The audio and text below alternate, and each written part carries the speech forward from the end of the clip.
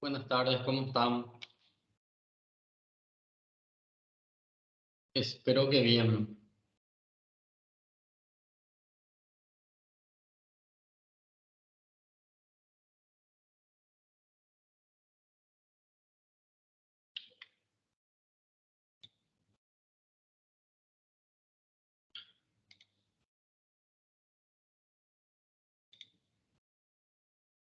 Bueno, en la clase de hoy vamos a hablar sobre aerosolterapia. Es importante que hablemos de esto antes de dar las clases que son de asma y de EPOC para que tengamos en cuenta ciertos aspectos del tratamiento de este tipo de pacientes. Utilizamos fármacos por medio de los aerosoles, por lo cual es importante que sepamos las dosis, los efectos adversos, la forma de presentación de esos medicamentos. El, es muy importante también que tenemos que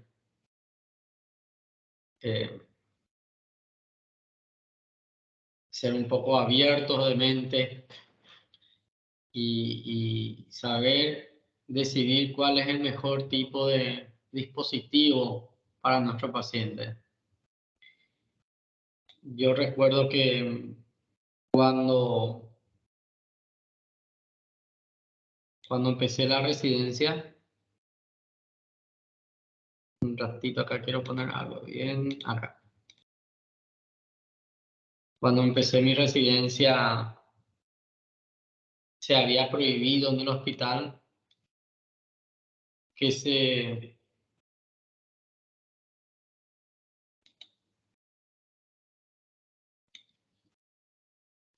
había prohibido en el hospital que se utilicen los nebulizadores, en el hospital donde yo estaba. Entonces, gran parte de nuestra generación de residentes ya no utilizaba los nebulizadores. Pero bueno, es importante también saber que hay pacientes y pacientes, y que hay pacientes que no van a poder utilizar, por ejemplo, un aerosol con una aerocámara o con una cámara espaciadora. Por ejemplo, los ancianos que están encamados no van a poder tener la coordinación o la fuerza inspiratoria necesaria para poder utilizar esos dispositivos. Entonces, hay situaciones en las cuales utilizar la nebulización sí es una opción. Entonces, como les mencioné, hay pacientes y pacientes. Si mi paciente tiene trastorno mental y no logra entender la indicación que yo le quiero pasar, si los familiares tienen un nivel educativo, académico, cultural bajo, donde no logran comprender las indicaciones que se le dan en el consultorio, o mi paciente es analfabeto y no logra entender lo que le escribo de cómo usar la medicación, también. Depende también qué tipo de fármaco voy a utilizar. Si son fármacos que voy a utilizar solamente un par de días, unas horas, o si va a utilizar de forma crónica por meses, años tal vez. Y ya les había mencionado, hay que conocer las dosis que vamos a administrar. Al final de cuentas, no dejan de ser medicamentos y pueden tener efectos adversos. Ya les mencioné esto, que el tipo de dispositivo a elegir tiene que coincidir con la capacidad del paciente para poder utilizar el medicamento. No, no me sirve a mí saber todo, indicar un medicamento de la mejor marca de un laboratorio europeo o estadounidense, pero si mi paciente no logra realizar el procedimiento. Entonces, los tres tipos más comunes de dispositivos que tenemos para poder administrar medicamentos por esta vía, por la vía inhalada, son los inhaladores de dosis medida, los inhaladores de polvo seco y los nebulizadores de pequeño volumen. En el caso eh, del inhalador de dosis medida y el inhalador de polvo seco, son partículas sólidas lo que se van a administrar por esa vía. Sin embargo, cuando hablamos de nebulizaciones o inhaladores de dosis medidas, hablamos de líquidos, de sustancias líquidas. La mayoría de estos dispositivos ofrece una baja absorción allá a nivel pulmonar. El depósito pulmonar es bajo. Gran parte de la medicación queda a nivel orofaringeo o en el dispositivo mismo, por lo cual es importantísimo que el personal sanitario que va a indicar este tipo de dispositivos se familiarice con estas cifras, se familiarice con la técnica correcta a utilizar, el fármaco, se familiarice con esta vía de administración, porque esto es un problema real. Y yo no, ni siquiera estas cifras se deben a una mala técnica.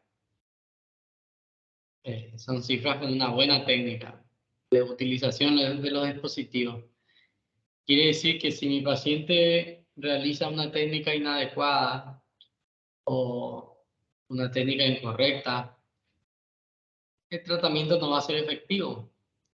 Y el paciente regresa a la consulta mencionando que no mejoró o empeoró incluso, o requirió tal vez internación, requirió una visita a urgencia y, ¿por qué no, una crisis severa que le llevó a la muerte? Esta imagen lo que hace es comparar los inhaladores de dosis medida con un nebulizador y según la gráfica vemos que es equivalente el efecto clínico que tienen utilizando en este caso una menor dosis de medicación en el caso de los inhaladores de dosis medida. O sea que ahí ya vemos una primera ventaja del inhalador dosis medida frente al nebulizador. Con una menor cantidad,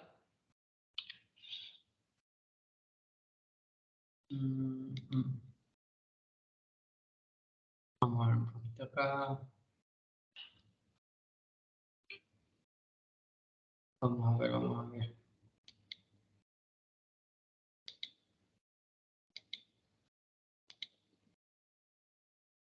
Ya no sé dónde está lo que antes utilizaba.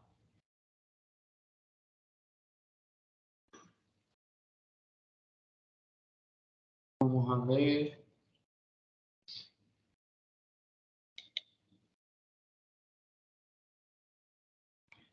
No sé dónde está lo que antes utilizaba para poder escribir. Decía dibujar.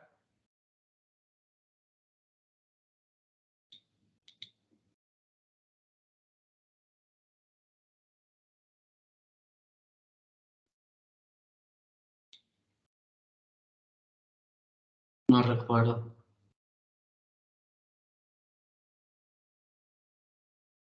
Seleccionar objetos.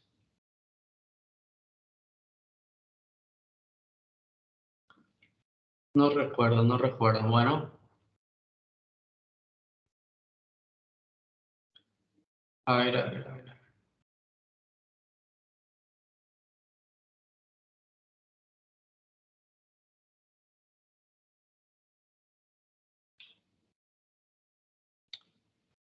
Bueno,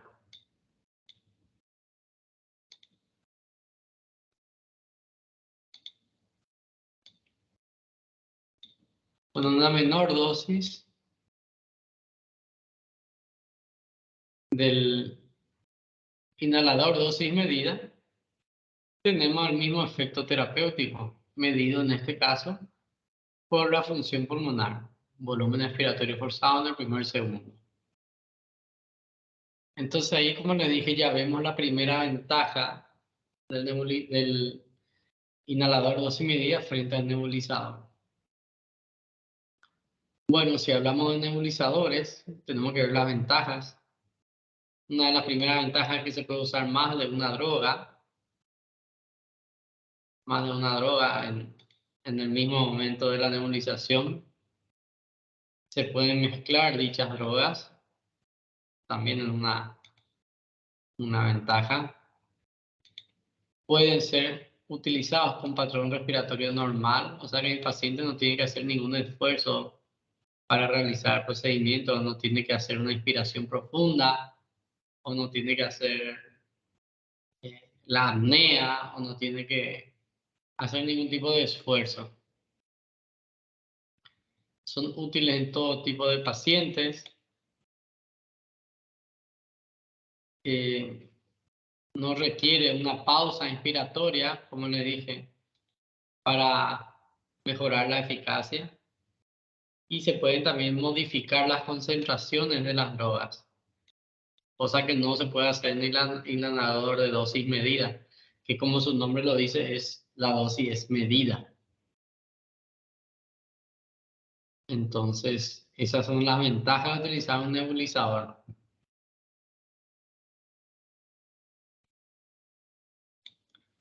Bueno, ahora bien, ¿cuál es la desventaja?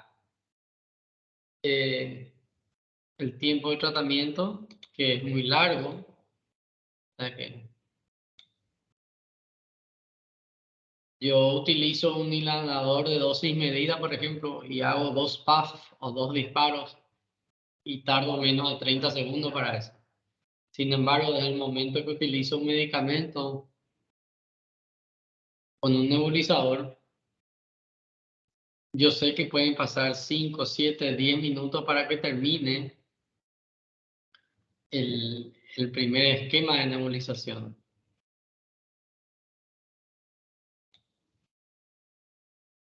Y bueno, el equipo se utiliza, puede ser grande, incómodo, necesita electricidad, es costoso, está escrita, y depende del tipo de marca que uno adquiere, la diferencia de características, y cuando hay una limpieza inadecuada se puede contaminar. Y bueno, pues aquí dice que puede ir también a los ojos, irritar los ojos. Bueno, en fin, no todos tienen el dinero para poder comprarse un aparato eléctrico que hace también un poco de ruido y, y es grande. Entonces, esas son las desventajas de utilizar el nebulizador. Pero de todos aquí, bueno, el más importante es que ¿quién le asegura a uno que eso se limpia de forma adecuada? O sea que si yo voy a una farmacia y me nebulizan, y me voy a un puesto de atención sanitario, ese puesto sanitario puede ser atención primaria, atención secundaria, cualquier hospital, cualquier centro asistencial privado, público. ¿Quién me asegura de que eso se limpió de forma adecuada? Y bueno, eso nadie puede afirmarme. Entonces, el inhalador de dosis medida, el IDM, está diseñado para enviar al paciente una dosis precisa, una dosis medida de su medicamento. Bueno, entonces vamos a un ratito acá.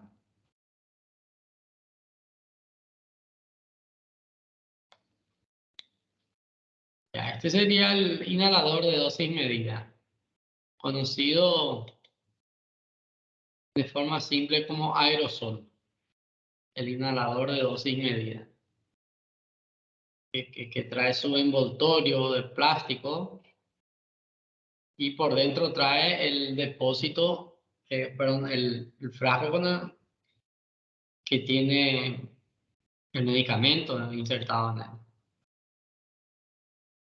Entonces, evidentemente, la ventaja es que es portátil y compacto. El paciente con asma, por dar un ejemplo, puede llevar a su trabajo, puede llevar a la escuela, puede llevar a la práctica de fútbol. Entonces no tienen ningún tipo de inconvenientes con eso.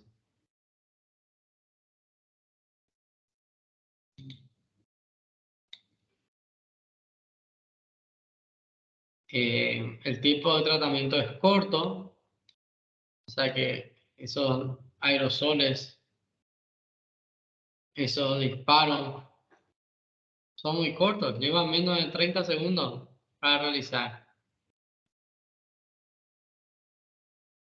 Y se puede repetir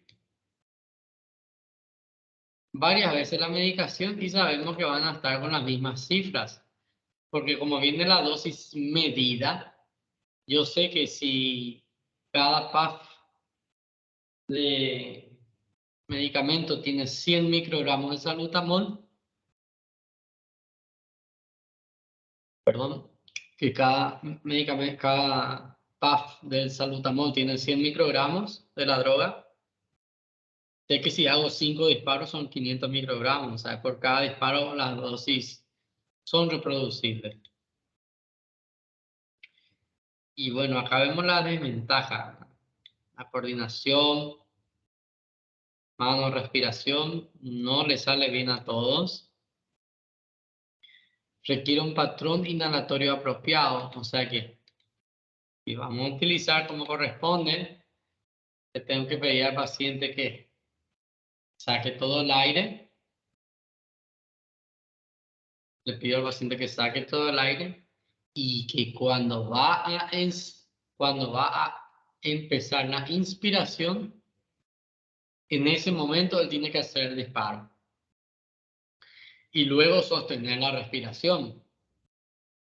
Entonces, definitivamente esa coordinación no todos pueden hacer, no todos pueden hacer.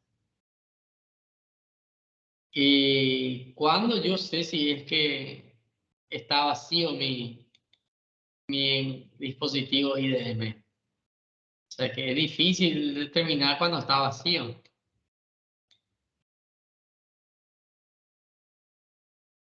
O sea que yo puedo estar usando ahora y son las 6 de la tarde, se termina mi aerosol y yo tengo que salir a la noche a comprar otro aerosol.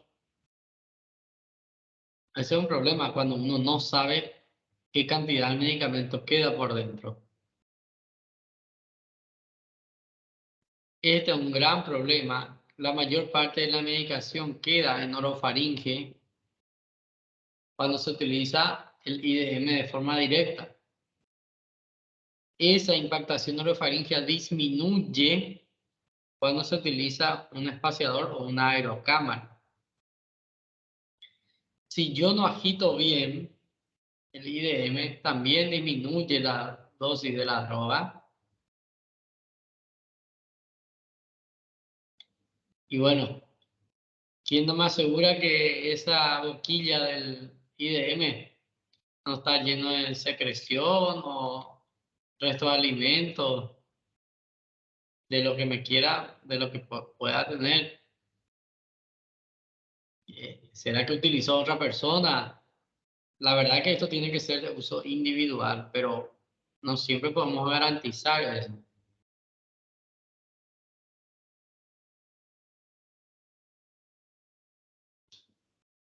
Entonces, una de las ventajas es que este medicamento está presurizado, o sea que está libre y protegido de ser contaminado por parte de patógenos y por parte de la humedad. siempre hay que agitar el medicamento antes de utilizar. ¿Por qué? Porque puede disminuir la cantidad de la medicación que va a ser eh, inhalada por el paciente. Bueno, para evitar confusiones innecesarias, hacemos una pausa de 5 minutos y luego seguimos con la técnica de uso del IDM.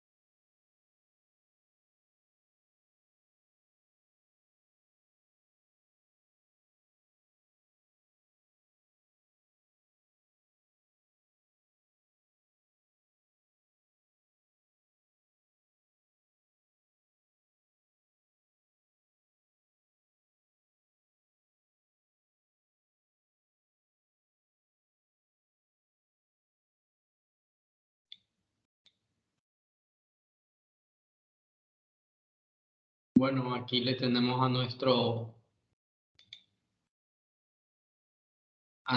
inhalador dosis medida. El inhalador dosis medida se le conoce popularmente como aerosol, ¿no? Pero bueno, nosotros recién estuvimos viendo que la emisión de los aerosoles sólidos, líquidos, pueden ser por medio de estos dispositivos. Y el nombre técnico es un inhalador dosis medida. ¿Por qué se llama así? También ya vimos que es porque emite una dosis precisa del medicamento. Una vez que se dispara esto,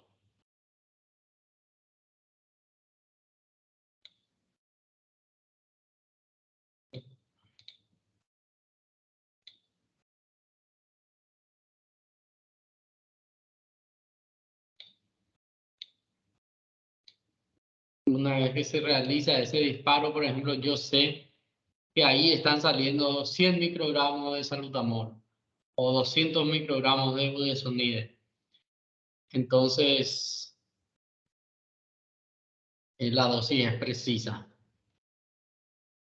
El inhalador de dosis medida, IDM, tiene siempre esta tapita, tapa de plástico. Es importante sacar eso cuando se le avisa al paciente que va a utilizar. Entonces,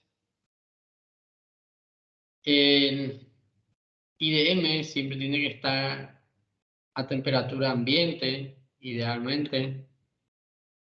En los lugares donde hace mucho frío, donde hay temperatura muy baja, eso es un problema porque puede alterar la eficacia de la dosis expedida.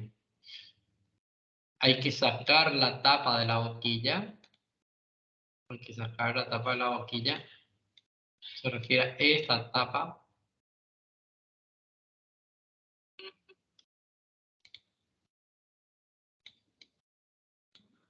Se refiere a esta tapa. Sacar. Hay que mirar si es que no hay algún cuerpo extraño aquí en la boquilla. Puede haber restos de secreciones, restos de alimentos. Hay que agitar el IDM 3 a 4 veces. Si es un IDM que es nuevo, aparte de agitar, si es nuevo o si se dejó usar por mucho tiempo, aparte de agitar, hay que presionar varias veces para poder utilizarlo. Entonces acá viene la parte complicada. Acá sería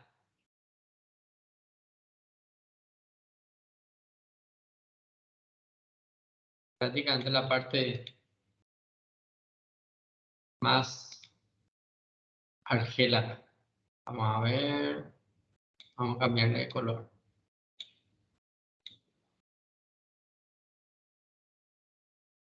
Respirar normalmente,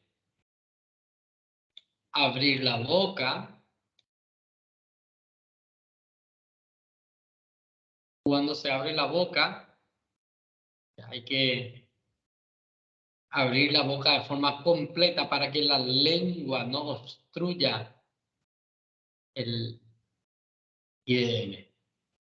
Entonces se respira normalmente, se abre la boca, el IDM se coloca en posición vertical.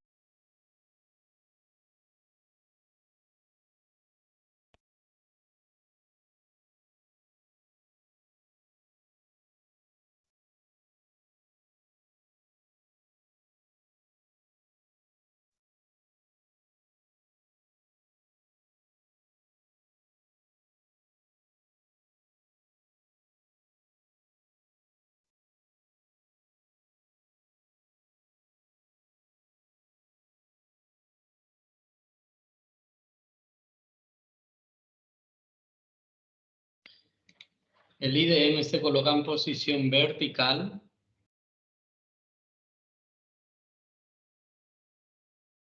Con la boquilla apuntando a la boca. Eso sería el IDM. Y dice, ubique la boquilla entre los labios, de esta forma.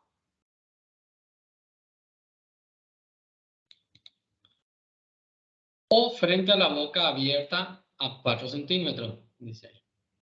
Esa es una alternativa. Como una alternativa, le vamos a cambiar de color. Respirar lentamente. Respirar lentamente. Y presionar el dispositivo al comienzo de la inhalación.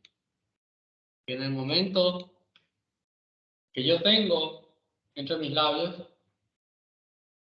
y va a empezar mi inhalación, en ese momento yo debo presionar. Inhalar hasta mi capacidad pulmonar total y mantener la respiración por 5 a 10 segundos. Antes de eso se retira la boquilla de la boca. Ok, entonces, posición vertical, el paciente está respirando bien, se coloca la boquilla entre los labios. Previo a eso ya se había agitado. Se agita 3 a 4 veces de manera vertical, se coloca entre los labios.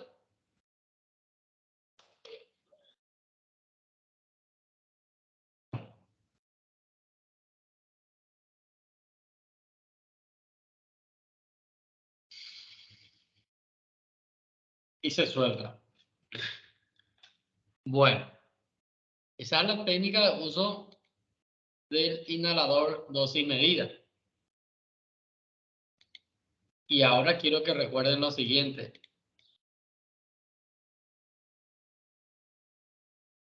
Vamos a ver dónde está la gráfica. No sé dónde fue la gráfica que les quería mostrar. Gran parte de esa medicación, utilizando esa técnica, va a quedar depositada aquí en la orofaringe. Porque cuando hacen esto,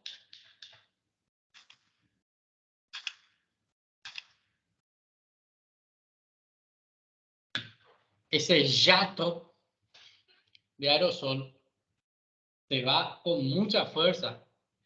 Y si uno no realiza la coordinación correcta de inhalar, de presionar, de mantener la respiración, o sea, estar en apnea por 10 segundos posteriormente, eso disminuye aún más el depósito de la medicación en vía aérea inferior. Porque al final lo que queremos es que la medicación llegue a tráquea y a los bronquios.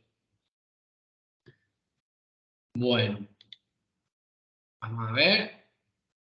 Repetir el número de dosis que tiene indicado. Se tiene que volver a tapar.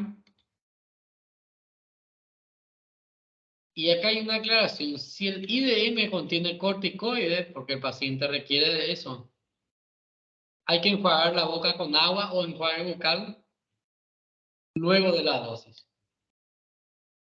¿Para qué? Para evitar efectos adversos en micosis a nivel local. Entonces,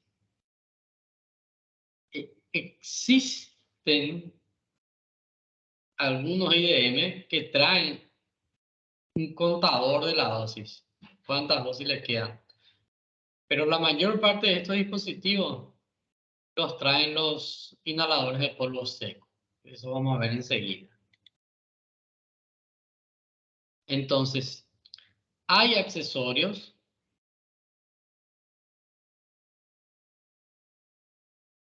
que estos accesorios son utilizados para el dispositivo de IDM. Entonces, ¿Cuál es la utilidad de estos accesorios? Es superar las limitaciones que tiene el IBM. De las limitaciones ya hablamos. Si se utiliza de esa manera, gran parte de la medicación queda en orofaringe y nos llega vía aérea inferior.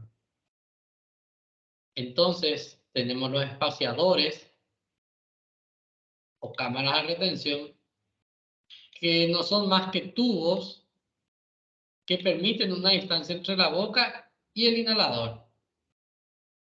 Entonces, el espaciador es es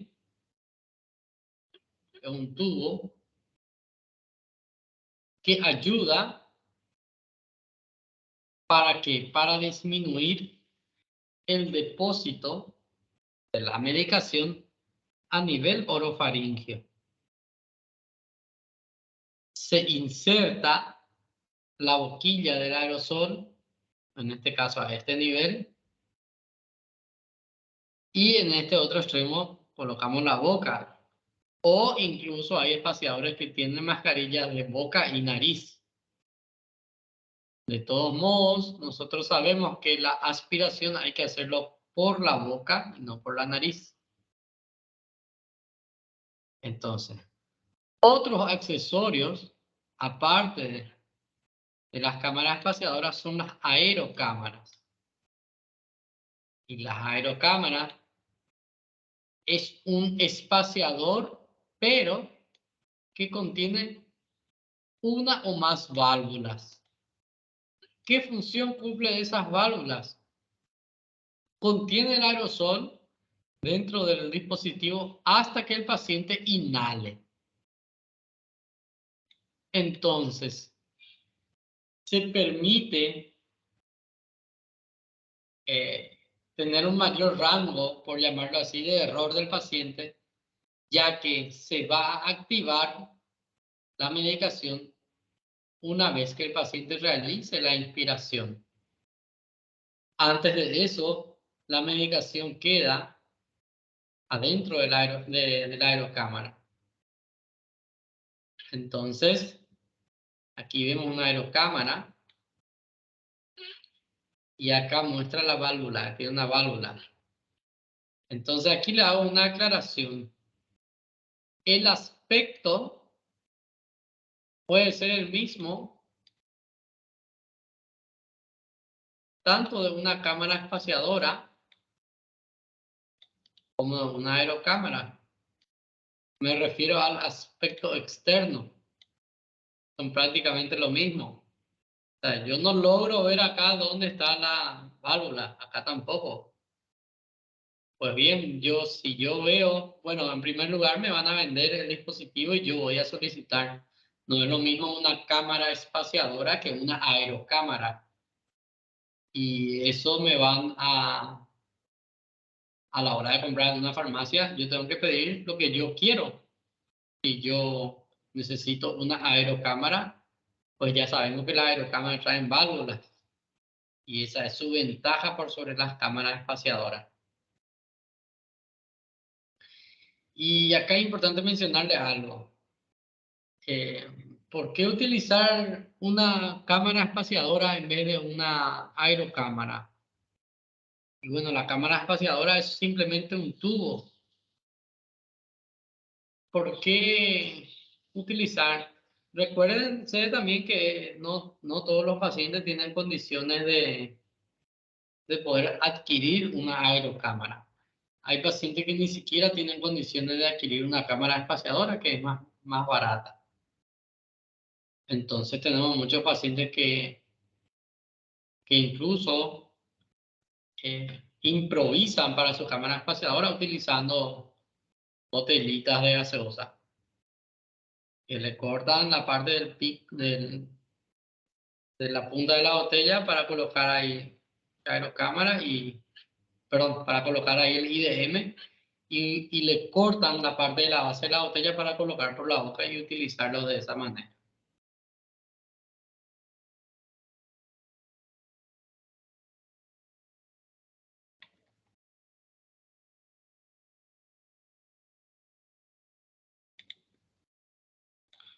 Entonces, la ventaja de utilizar estos accesorios es que disminuye la impactación a nivel de orofaringe y la pérdida del medicamento, simplifica la coordinación que existe entre la activación del IDM y la inhalación, porque ya mencionamos que se queda ahí en el reservorio hasta que el paciente inhale.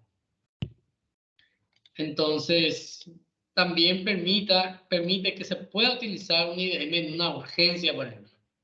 Paciente con obstrucción aguda, una obstrucción bronquial severa, con falta de aire, igual se puede utilizar. ¿Por qué? Porque el medicamento se va a activar cada vez que el paciente inspira.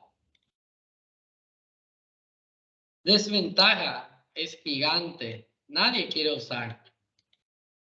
Hay pacientes que utilizan solamente cuando están en su casa, pero nadie quiere llevar a su trabajo. Nadie quiere llevar a la escuela. Eh, es un gasto adicional porque hay que comprar aparte del IDM, comprar. A veces viene a aerocámara o cámara espaciadora donde uno tiene que unir las piezas. No están así enteras, hay que unir la parte de la mascarilla. Entonces, a veces sucede también que el paciente puede estar gatillando varias veces el medicamento erróneamente adentro de la aerocámara. Y bueno, aquí está el otro problema, que puede contaminarse. Lo ideal es que sea de uso personalizado, de uso individualizado, para que el paciente no tenga que usar otra aerocámara, pero eso no siempre es así. Entonces, el espaciador igual, vamos a ver, el espaciador prácticamente lo mismo, disminuye el depósito oral, es lo que veníamos hablando. Y esto que le dije, que los pacientes fabrican su aerocámaras caseras con contenedores de plástico, eso suele suceder mucho con botellas de gaseosa. No es lo ideal, no es lo correcto, no lo dicen las guías, pero es una realidad que hay pacientes que no tienen tampoco para poder adquirir. Ya de esto hablamos.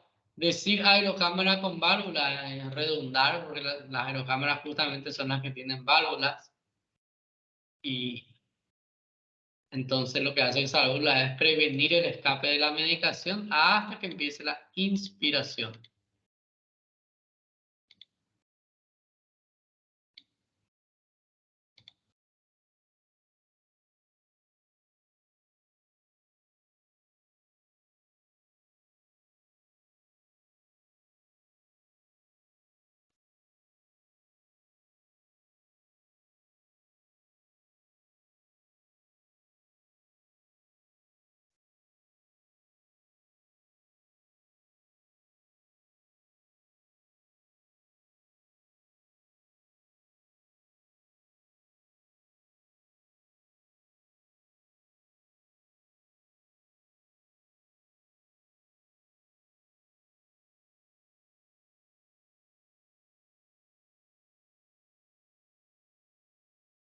Entonces, en este caso,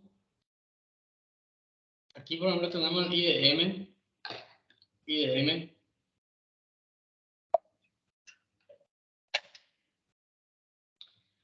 Hay cámaras espaciadoras que tienen simplemente una boquilla para colocar la boca y otras traen una mascarilla para colocar boca y nariz. Entonces, dijimos que la diferencia entre una cámara espaciadora y una aerocámara es la presencia de la válvula. Yo eso muchas veces, yo puedo no tener eso por fuera, solo mirando. ahí adentro tiene una válvula, entonces esto es una aerocámara. Si no tuviera esa válvula amarilla que está allá adentro, iba a ser una cámara espaciadora. Entonces, quiero que recuerden bien esto, que el aspecto externo de la cámara espaciadora y de la aerocámara puede ser el mismo. Entonces, justamente una de las ventajas era que es grande, que hay que llevar en el brazo, en la cartera, en el bolso, y que tiene que necesitar ensamblarse, dicen. O sea que si yo tengo así, tengo que colocar este aquí, la boquilla, traer mi aerosol, y ahí recién tengo listo para usar. Siempre hay que agitar 3 a 4 veces. Y el esquema es el mismo. Yo coloco en la boca. Una vez que yo hago el puff, hago el disparo, en ese caso se logra visualizar. La idea es que esto se active una vez que uno aspira. Entonces,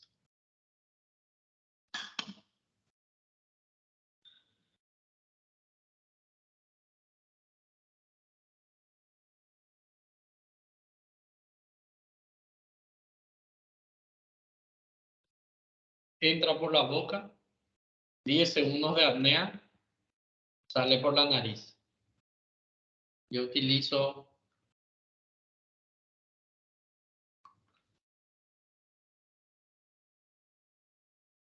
con la boquilla, con la mascarilla, perdón, es lo mismo, agitar siempre, o agitar por fuera también. Entonces,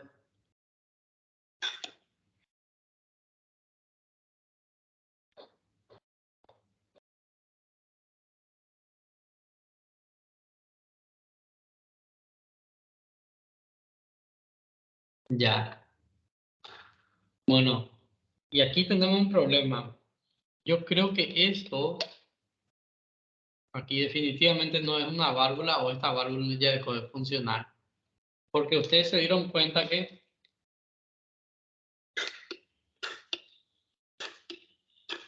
sale la medicación y justamente esto es una cámara espaciadora. Si hablamos de una aerocámara, eso no tendría que salir para afuera, solo se queda estacionado aquí adentro en el reservorio hasta que el paciente realice la aspiración. Entonces, esta es una cámara espaciadora. Importantísimo siempre verificar la fecha de vencimiento de los medicamentos. Y bueno, aquí hay una peculiaridad y una particularidad. Gran parte de los pacientes no conocen el nombre de los medicamentos que utilizan. Yo utilizo el aerosol, te dicen. ¿Qué aerosol? Pero aerosoles hay muchísimas, hay muchas marcas. No, pero ese es celeste, te dicen. Uso el verde. ¿Y cómo uno va a identificar por colores?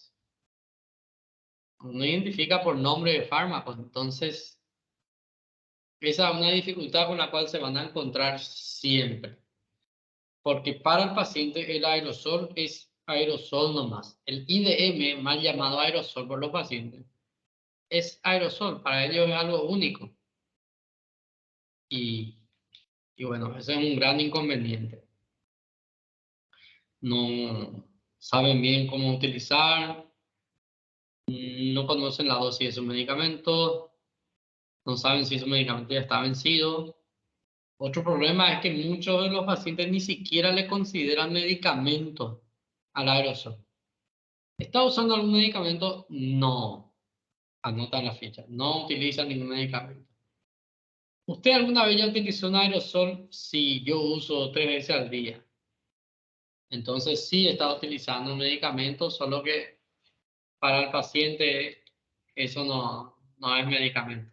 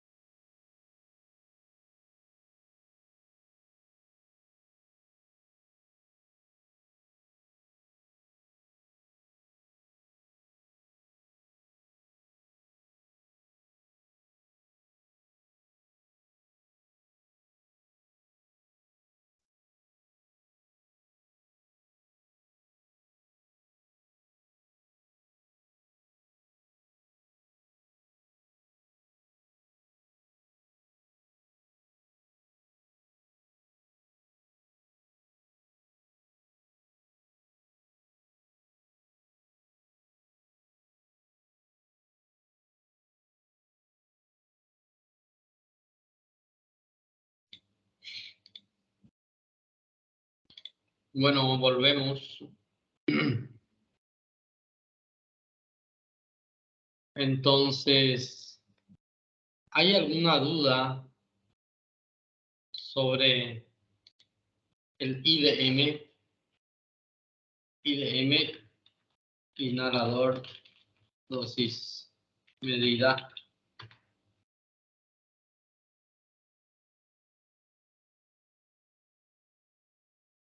¿Hay alguna duda sobre estos dispositivos? Recuerden que el IDM, para mejorar la eficacia, se utilizan con algunos accesorios. Esos accesorios tienen la utilidad de evitar o disminuir las limitaciones del uso del IDM directo en la boca. Y esos accesorios pueden ser de dos tipos: la cámara espaciadora y la aerocámara. La diferencia entre ambos es que la aerocámara presenta válvulas que se activan, que se activan y permiten el paso del medicamento una vez que el paciente inicia la inspiración. Eso por sobre todo.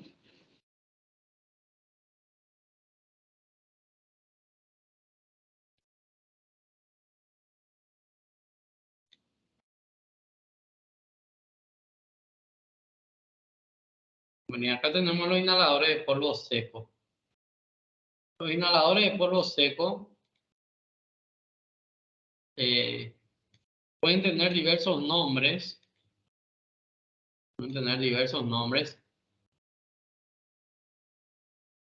Pero todas tienen en común algo, y que es justamente que se necesita de un flujo inspiratorio mínimo para que el medicamento pueda llegar a la vía aérea del paciente. En este caso, por ejemplo, el HandiHaler, esto no hace falta que memoricen estos nombres, son nombres técnicos que le dan a estos dispositivos. Se coloca una cápsula con polvo en su interior. Una vez que la cápsula está depositada en el interior, se oprime este botón para perforar dicha cápsula. Una vez que ya se realizó esa opresión del botón, el paciente coloca a la boca, o sea, lleva a la boca este dispositivo y realiza una aspiración única. Luego retira esta tapa blanca y revisa cómo se encuentra esa cápsula. Y si la cápsula está vacía es porque el paciente realizó bien el procedimiento. Este medicamento, de igual manera, el Aerolyzer, tiene el mismo procedimiento. Se retira esta tapa, se inserta la cápsula con el polvo en su interior, se vuelve a cerrar y se oprimen estos botones bilaterales al mismo tiempo. ¿Para qué? Para que se perfore la cápsula que en su interior tiene el fármaco. ¿Cuál es el siguiente paso? El paciente lleva esta boquilla a la boca y realiza la aspiración, una aspiración única por la boca. El twist Haller, que es se activa girando este dispositivo. Girando el dispositivo se activa el dispositivo como tal para poder realizar la aspiración. Y como se ve aquí en este espacio chiquitito, tiene una característica que se puede visualizar aquí, y que es que tiene un contador de dosis. Este te avisa va disminuyendo 100, 99, 98. Entonces, esa es una ventaja. ¿Por qué? Porque le avisa al paciente para cuando la medicación está por terminar.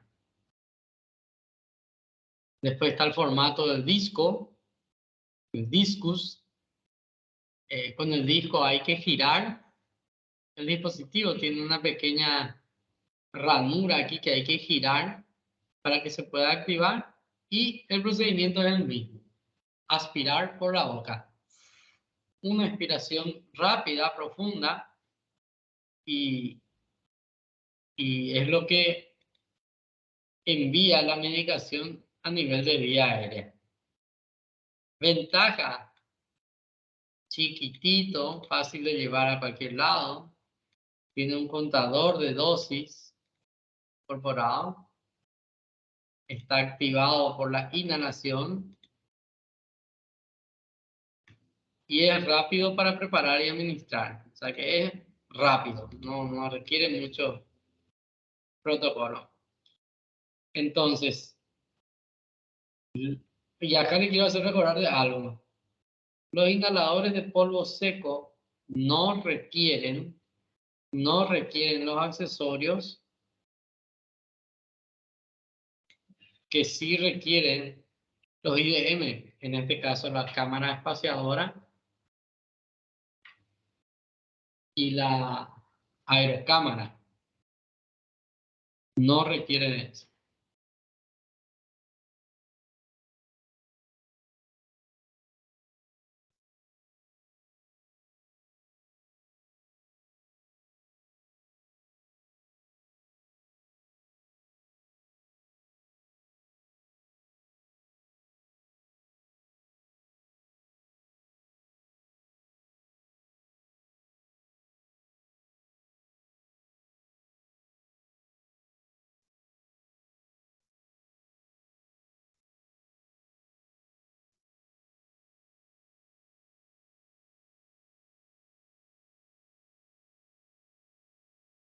La desventaja depende del flujo inspiratorio del paciente.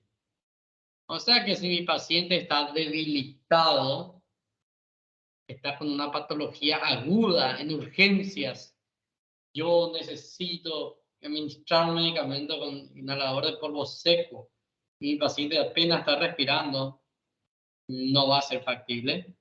O si es un paciente anciano debilitado, no va a ser factible. El paciente no siente cuando se le va la medicación. El paciente no siente. Y eso es un problema porque cuando se usa el IDM, el paciente siente que le viene el medicamento.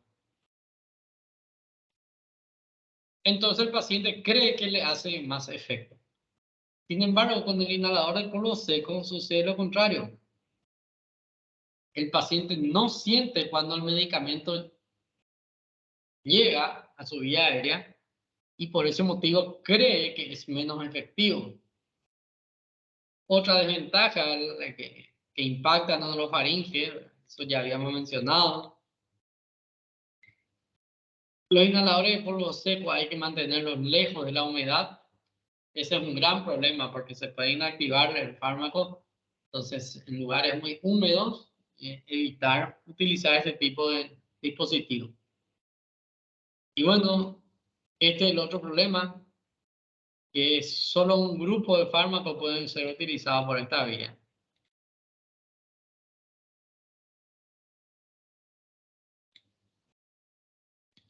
Entonces, ¿cómo voy a decidir qué tipo de dispositivo voy a utilizar? Número 1, ¿qué medicamento quiero indicar? ¿Cuál es el fármaco que quiero indicar? Quiero usar salbutamol. ¿Cómo viene el salbutamol? Viene en IDM, viene en inhalador de polvo seco, viene en forma para nebulizar. Yo tengo que saber qué presentación lleva el medicamento.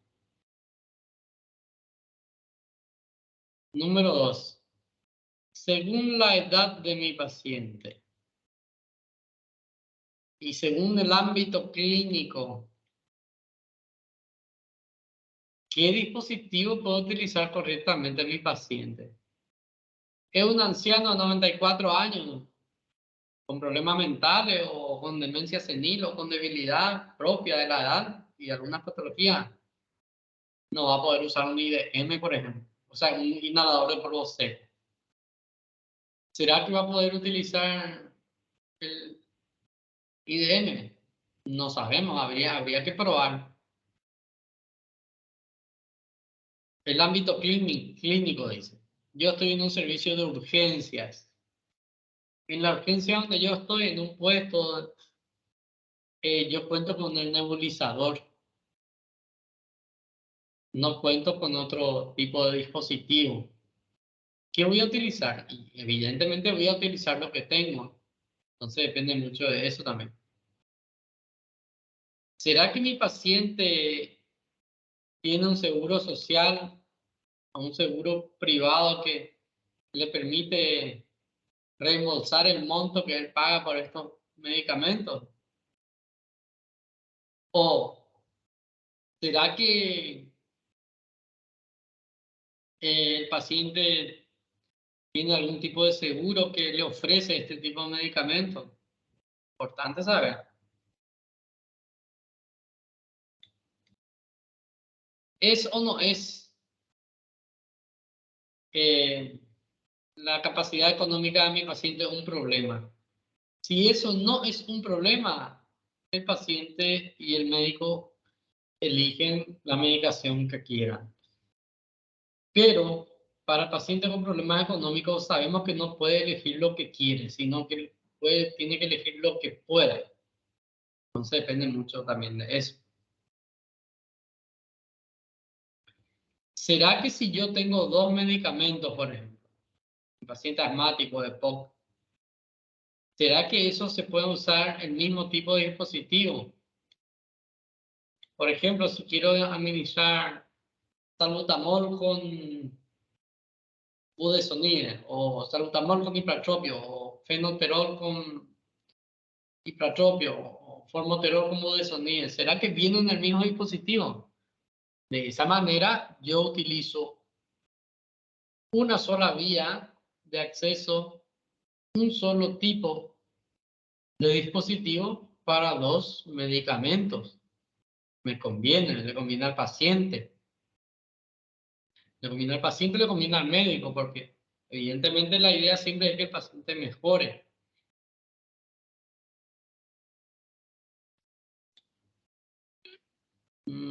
Ya. Ya hablamos. ¿Cuánto es de duradero? ¿Qué pasa si se descompone qué pasa si se descompone el nebulizador del paciente? Y acá está lo otro. ¿Qué pasa de la preferencia de mi paciente? Realmente el paciente siempre es el que decide. Uno tiene que presentarle las opciones y el que decide es el paciente. Entonces, eh, eso lleva mucho que ver, porque si el paciente no confía en el dispositivo que utiliza, no va a utilizar con dudas, no va a utilizar de forma adecuada y al final no vamos a tener la eficacia terapéutica que esperamos.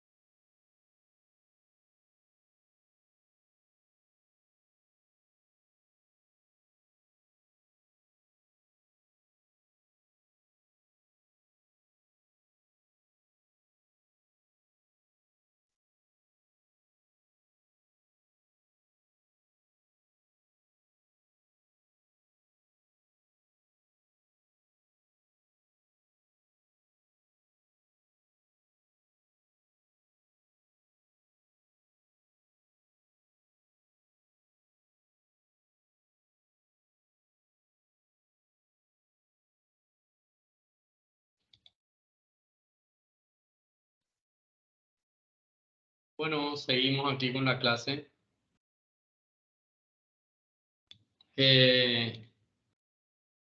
Sí, tenés razón, Isabela. De hecho, que siempre enviaba hoy por retomar el trabajo después de Semana Santa no fue fácil, así que realmente no preví eso, pero les voy a estar enviando ni bien se pueda. Este es un gran problema para los que hacemos consultorio y es que muchas veces no logramos la adherencia que queremos de parte del paciente. O sea que el paciente no utiliza la medicación y el dispositivo de forma indicada. Bueno, entonces, no siempre esto es intencional, o sea que el paciente no es que hace intencionalmente eso. ¿Qué pasa? Por ejemplo, no entendió el tratamiento correctamente, no entendió el tipo de medicamento que tiene que utilizar. ¿Debido a qué? Debido a una pobre comunicación. Utiliza de forma incorrecta su dispositivo. Y bueno, el paciente solo habla guaraní y su médico solo habla español. Eso es un problema. De hecho que en semiología, cuando se aprende semiología, justamente el arte de interrogar, el arte de hacerse entender, eso lleva su tiempo. Saber comunicarse, saber expresar lo que uno quiere. Hasta en la familia es un problema, hasta en la pareja es un problema, hasta con los hijos es un problema. Y también es un problema con el paciente. No todo lo que yo quiero darle a entender, mi paciente entiende. Por ese motivo es que tenemos que tratar de tener siempre una comunicación de igual a igual con nuestro paciente. Si mi paciente es un paciente intelectual, profesional, universitario, académicamente brillante, pues yo tengo que colocarme a ese nivel y explicarle de manera técnica lo mejor posible, porque él va a entender probablemente todo lo que yo le explico, probablemente. Por otro lado, mi paciente analfabeto, pobre, proveniente de un pueblo alejado de la ciudad, donde probablemente nunca vio un dispositivo de aerosol, es complicado porque uno tiene que tratar de alinearse a esa situación para poder lograr que el paciente realice el procedimiento de forma adecuada, que confíe en el tratamiento que uno le está instaurando. Por otro lado, tenemos aquellas situaciones intencionales donde el paciente se olvidó de hacer la medicación, el paciente está muy ocupado, muy estresado y se olvida de la medicación. El régimen de tratamiento es muy exigente para él. Por eso, vamos a ver eso en la clase de asma. Se prefiere la estrategia de utilizar en un solo dispositivo 2 fármacos. Este fármaco, por ejemplo, que tengo en la mano, se llama Verodual y contiene fenoterol, que es un broncodilatador de acción corta, con hiperatropio, que es otro broncodilatador de acción corta. La diferencia es que uno es beta-adrenérgico y el otro es un anticolinérgico. Entonces, yo tengo 2 medicamentos en un solo dispositivo. Eso le facilita al paciente, en vez de que yo indique dosis por separado. Y bueno, tenemos también factores psicológicos que influyen en el hecho de que mi paciente realice o no su procedimiento, haga o no su tratamiento. ¿Cuáles son las expectativas del paciente? ¿Qué es lo que él cree? ¿Qué es lo que él piensa? Pasa muchísimo, pero mucho, mucho, mucho en el caso de los pacientes asmáticos, que a ellos les cuesta asimilar el hecho de que tienen una patología crónica, una patología incurable y que deben realizar un tratamiento muchas veces a largo plazo, 3 meses, 6 meses, 9 meses, un año, para mantenerse estable. Entonces, eso suele ser un problema. Entonces el paciente no quiere medicarse, no cree que está enfermo, eh, te dicen que la medicación es muy cara, se preocupa por los efectos colaterales. El paraguayo cree muchísimo que va a tener una dependencia de los medicamentos en forma de aerosol. Piensan que esos medicamentos te vician. Te dicen, yo me sentía mal, empecé a usar, me sentí mejor, pero dejé de usar para no viciarme. Dejé de utilizar porque no es bueno usar tanto tiempo. Y muchos creen que realmente carece de efecto también. Ah, no me hace nada el medicamento.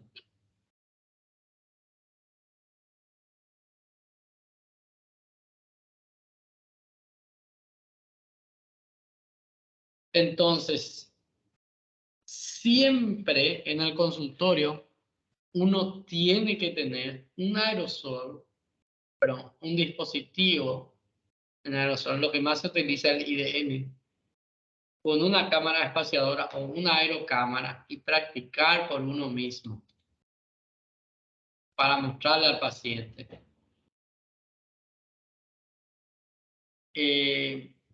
Hay que mostrarle al paciente cómo se saca de la caja, cómo se saca la tapita, cómo se utilizan los dispositivos.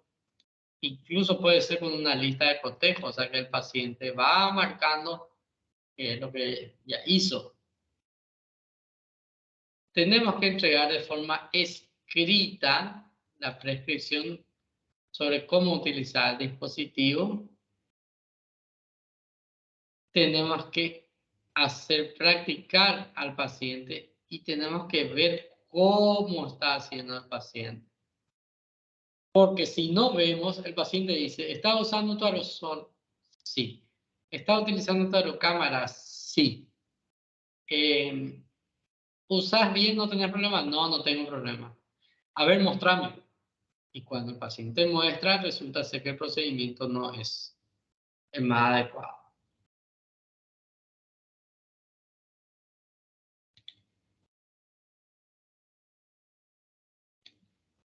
Idealmente, controlar en cada visita que mi paciente esté usando bien sus aerosoles.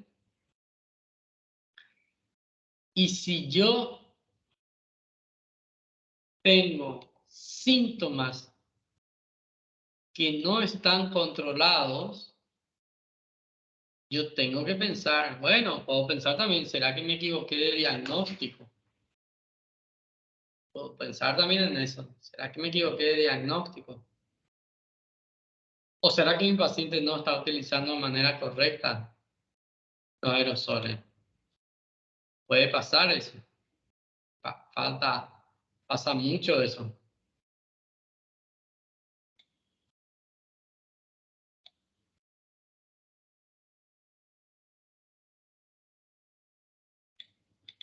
Entonces, acá, esto está en inglés porque en la literatura latinoamericana de igual manera vienen con estas siglas de SABA, lama, lava. Entonces van a encontrar así. Por ejemplo, acá tenemos los beta agonistas de acción corta.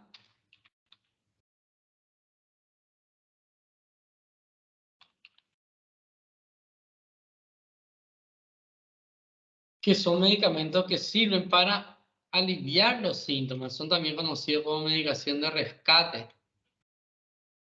Aquí tenemos el fenoterol y el salbutamol. Y acá tenemos los antienérgicos de acción corta.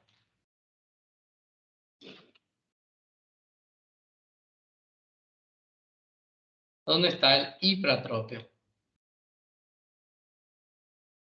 Ya les mencioné que hay fármacos como este que vienen combinados, el fenoterol con el ipratropio, y uno tiene una doble broncodilatación que es más efectiva y que, por sobre todo, al utilizar esa combinación no se presentan los efectos adversos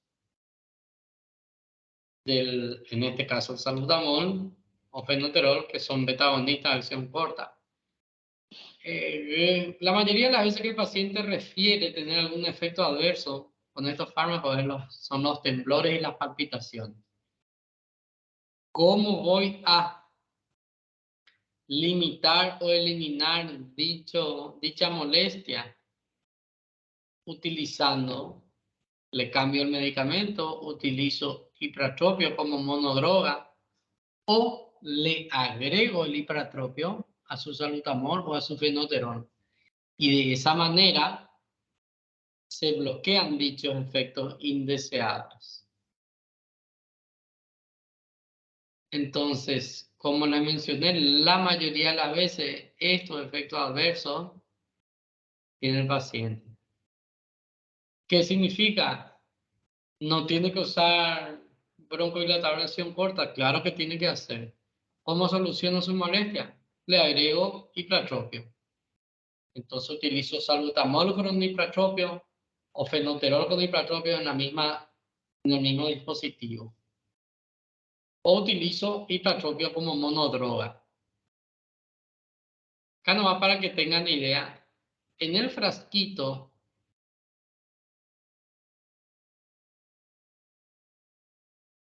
del aerosol de salbutamol tiene 100 microgramos por cada disparo.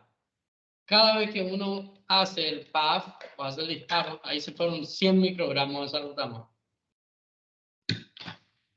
Entonces, cada vez que yo voy a nebulizar, por lo general utilizo entre 2,5 a 5 miligramos por cada nebulización. Entonces acá vemos que con una menor cantidad de tiempo y con una menor cantidad de dosis, yo, utilizando la misma medicación, solo que por otra vía de acceso, logro el mismo efecto terapéutico. O sea que tengo que hacer ¿cuántos disparos de 100 microgramos para llegar a 2,5 miligramos? A ver, ¿quién me responde eso? ¿Cuántos disparos de aerosol tengo que hacer para llegar a 2,5 miligramos de salbutamol? Siendo que cada disparo que hago tiene 0,1 miligramos. A ver quién responde.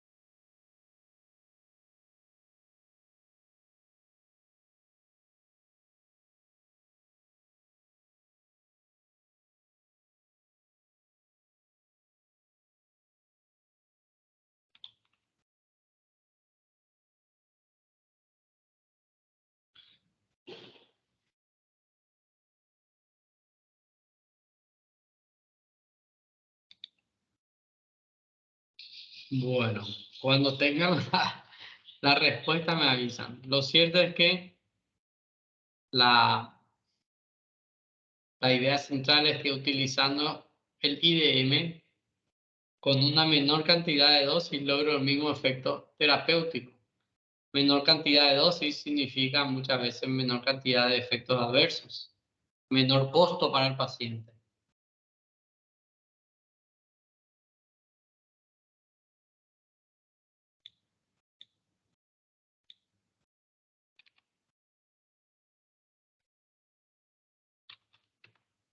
O sea que tenés que hacer 25 disparos de salbutamol para tener 2,5 miligramos, es lo que le da en forma nebulizada.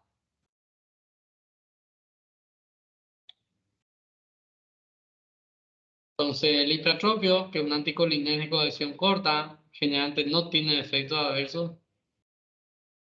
porque las dosis terapéuticas son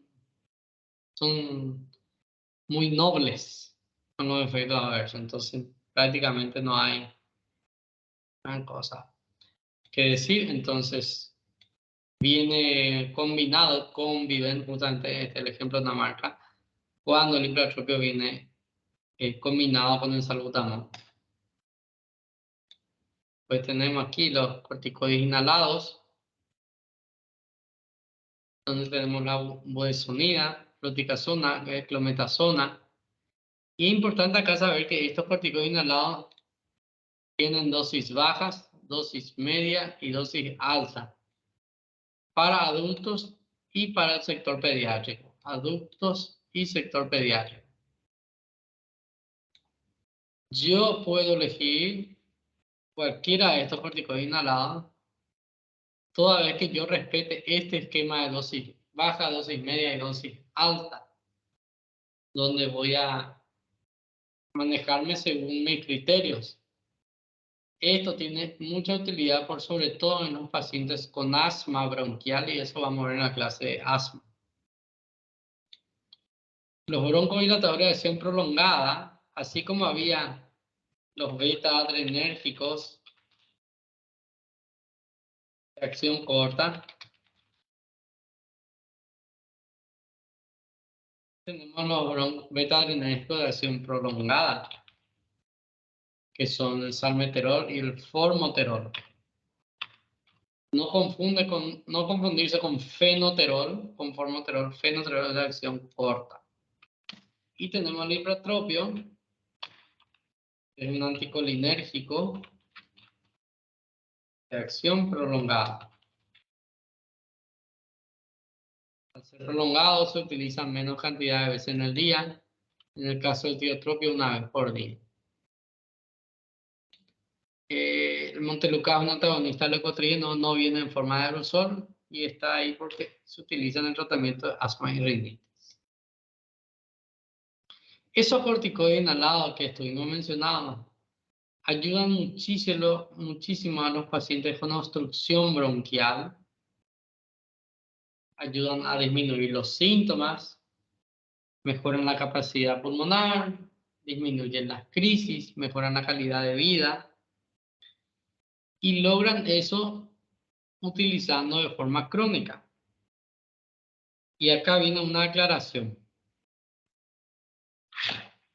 El tratamiento de los pacientes con obstrucción bronquial crónica, sea bronquiectasia, sea EPOC, sea asma o cualquier otra patología que curse con obstrucción bronquial crónica, son patologías que por lo general no son patologías que uno puede curar. Lo que uno hace es mantener al paciente libre de síntomas. Por eso, por ese motivo, los corticoides inhalados y los broncodilatadores de acción corta, los corticoides inhalados y los broncodilatadores de acción prolongada, la mayoría de las veces se utilizan los dos fármacos en el mismo dispositivo y la mayoría de las veces se utiliza a largo plazo, 3 meses, 6 meses, 12 meses, 1 año, 2 años, 3 años. Son medicamentos de uso crónico, porque vamos a utilizar en pacientes que no se van a curar de su enfermedad probablemente. Y acá en LAVA, que le dije que venía con nombre en inglés, es antiarenérgico.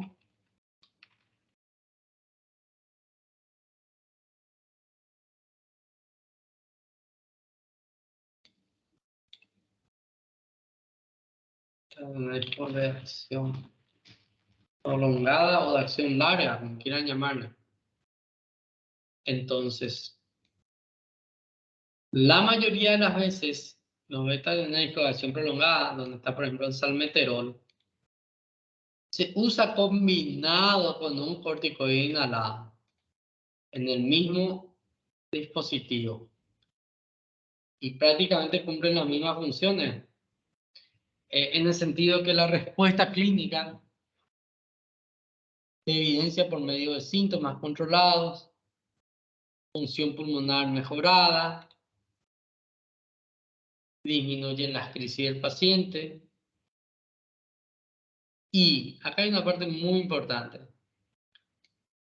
Cuanto más rápido se inicia el tratamiento de acción prolongada, con el objetivo de disminuir los síntomas del paciente con obstrucción bronquial, o sea que mejorar su calidad de vida. ¿Qué significa eso? Que va a utilizar menos sus medicamentos de rescate, va a utilizar menos su salbutamol o su hipatropio o ambos. Entonces, eso también es una ventaja del uso de estos medicamentos. ¿Hay alguna duda, sugerencia, comentario sobre lo que dimos hoy?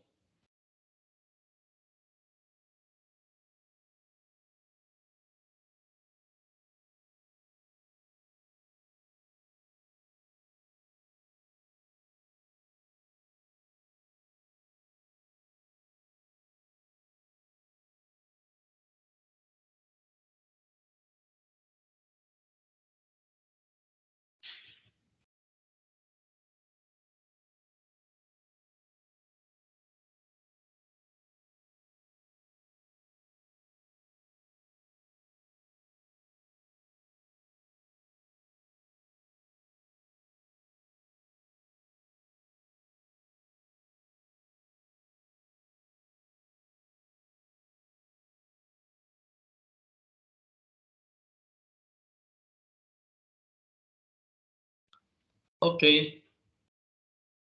Bueno, yo le voy a pasar esta diapositiva hoy. Disculpen que no pasé hoy la diapositiva. Realmente estuve en la estratosfera. En, en cuanto a las clases siguientes, bueno, vamos a tener enfermedades que tienen muchas peculiaridades, ¿verdad? Que son asma y EPOC, que son nuestras siguientes clases. Y realmente les sugiero que vayan leyendo lo que hoy les voy a pasar de esta clase para familiarizarse ya con los dispositivos, los medicamentos, la dosis baja, media y alta de los corticoides. Le aclaro algo una vez más. Yo podría poner en un falso verdadero o en un múltiple choice, podría poner, por ejemplo, usted utilizaría dosis media, dosis baja, dosis alta de corticoides en tal paciente. Hablo de corticoides inhalados. Pero yo no quiero que memoricen este cuadro de cuánto es la dosis alta, dosis media, dosis baja, sino más bien que sepan cuándo utilizar una dosis baja, cuándo utilizar una dosis media y cuándo utilizar una dosis alta. Porque la cantidad, esa cifra, a mí no me importa que ustedes sepan, porque la cifra podés googlear, podés buscar en un farmanuario, podés buscar en cualquier lado, pero sí tenés que saber cuándo usar esa dosis, alta, media o baja. Y así. Por otro lado, confunden mucho los nombres de los broncodilatadores de acción corta y larga. Y si bien hay cosas que yo digo que no son útiles saber, esto sí hay que saber. Porque fenoterol, por ejemplo, es un broncodilatador de acción corta y formoterol es de acción prolongada. Si yo me confundo, le voy a estar indicando, vamos a poner a un paciente un medicamento de acción prolongada, le voy a estar diciendo, utilizar este 6, 7 veces al día, siendo que un medicamento de mantenimiento. Por ese motivo es importante saber cuándo un medicamento de acción corta, el de acción corta se usa cuando hay síntomas, cuando hay crisis, y cuando es de acción prolongada. Y el de acción prolongada se utiliza de forma continua para prevenir los síntomas.